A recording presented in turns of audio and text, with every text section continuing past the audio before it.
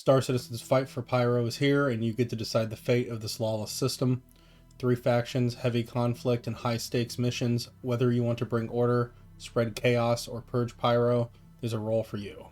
Stick around, because we're breaking down each faction, their motivations and lore, and their missions during Phase 1. There will be additional phases over the coming weeks, so stay tuned. But first, let's get into the rewards. For completing the Fight for Pyro mission chain, you will unlock an exclusive in-game Ripper SMG, pictured here. It appears to be a laser-based SMG made from random scrap found around Pyro. For completing the entirety of Save Stanton as well as the Fight for Pyro, you'll be awarded the Ripper SMG and a set of skins and different finishes, depending on the faction you assist in Pyro. Each option provides a skin for the following ships: the Anvil C8R Pisces, the Anvil Carrack, the Drake Cutter, and the RSI Zeus Mark II. You are free to bring friends to assist with any of these missions, but only the person who grabs the mission will receive mission markers, as well as the final payout. The missions are non-shareable. And in order to complete Phase 1, you must complete any mix of 6 missions for your selected faction, and your progress can be tracked via the Moby Glass under the Journal tab.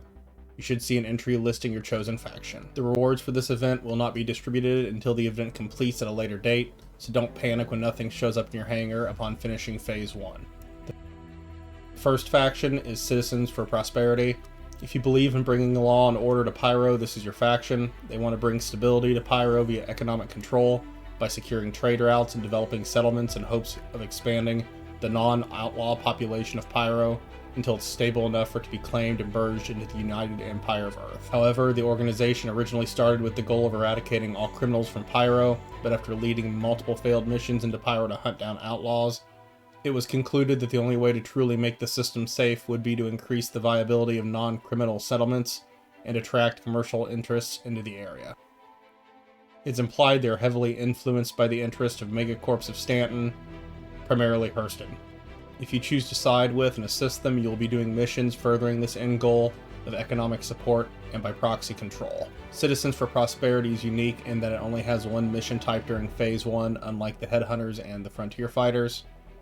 That mission type is Citizens for Prosperity Supply Runs. The outposts in Pyro are in desperate need of supplies, and the fate of many rests in your hands. You'll be delivering agricultural supplies as well as processed food items to provide humanitarian aid essentially. You'll grab these supplies from the Stanton Gateway and deliver them to the provided locations. These missions, for all intensive purposes, are standard cargo missions, requiring you to move less than 5 SCU that are relatively straightforward unless you hit resistance from role players doing them. You will want to bring a ship capable of carrying the necessary amounts of cargo. It can be unloaded quickly to minimize your risk. A Zeus Mark II, Nomad, Avenger Titan, or Cutlass Black will likely be your best bet here, at least if you're running them solo. By completing the Citizens for Prosperity mission chain in the coming phases, you'll be awarded with a set of red and black skins as shown here. Citizens for Prosperity missions will typically pay out 123k per run, making them the least profitable option. The next faction is the Headhunters. If you want to fight for the faction that best represents the current state of Pyro, the Headhunters are the faction for you. They are a major criminal organization based within the Pyro system that specializes in smuggling, theft, and protection rackets, and they don't hide that fact. Originally from the Virgil system, the gang rose to prominence via smuggling activities that utilized Pyro as part of their route, resulting in them eventually moving their head of operations to Ruin Station, where they could more easily avoid resistance and interference from UEE authorities. The Headhunters might want to steal drugs, and generally do whatever they want, but if nothing else, they're honest about it. They find themselves in direct conflict with the Frontier Fighters, primarily, and view them as extremists. They are most easily noticed by their gear, tattoos, decor, and graffiti being designed around the imagery of skulls. If you choose to side with them, you'll spend the majority of your time during Phase 1 carrying out violent acts in the form of space combat, where you'll be destroying Frontier Fighter supply ships and clearing outposts under Headhunter control that are being assaulted by Frontier Fighters. If you want action, this is how you get action. Their missions pay the best, varying between 200 to 300k per mission. First mission type is destroying Frontier Fighter supply lines. During these missions, you'll have to go to a set location and fight to destroy a large vehicle like a Caterpillar or a Starfarer, but they will have support. Depending on the exact mission, you can sometimes hit heavy resistance, so come prepared with military ships of some sort. I spent most of the time doing these missions either in an F8 or a Corsair if I had the crew. If you have a Corsair or Constellation, as well as some friends, that will probably be your easiest option. The second mission type is defending headhunter outposts. Key headhunter locations are under attack by frontier fighters, and you'll be defending them.